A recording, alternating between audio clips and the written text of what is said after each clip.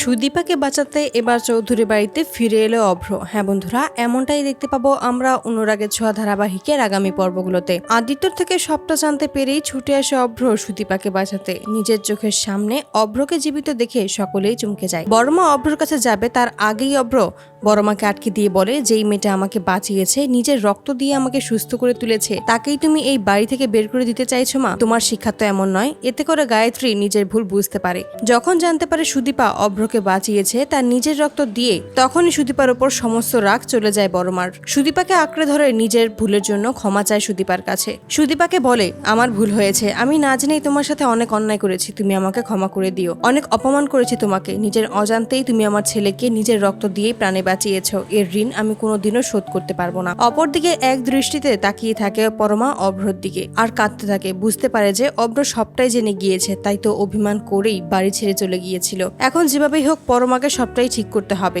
অভ্রকে তখন জড়িয়ে ধরে পরমা, কিন্তু অভ্র নিজের থেকে পরমাকে ছাড়িয়ে নেয়। আদিত্য তখন অভ্রকে সমস্তটাই বুঝিয়ে বলে, তবুও অভ্র কোনো কথাই শুনতে চায় না আদিত্যর। তখনই সুদীপা অভ্রকে বলে, মানুষ মাত্রই তো ভুল হয়, আর সেই ভুল শুধরানোর জন্য আমাদের উচিত একটা সুযোগ দেওয়া। পরমাকে একটা সুযোগ পেতে পারে না দাদা ভাই? অবশেষে সুদীপার কথায় রাজি হয় অভ্র, পরমাকে একটা শুধরানোর জন্য সুযোগ দেওয়ার। তো বন্ধুরা, তোমরা এটাই তো চাও জন্য এভাবেই সুদীপার কথাই যেন অভ্র পরমাকে মেনে নেয় এবং পরমাকে শুধরানোর জন্য একটা সুযোগ দেয়। কমেন্টে জানাও। আর নিয়মিত আপডেট পেতে আমাদের চ্যানেলটি এক্ষুনি সাবস্ক্রাইব করে পাশে থাকো। ধন্যবাদ।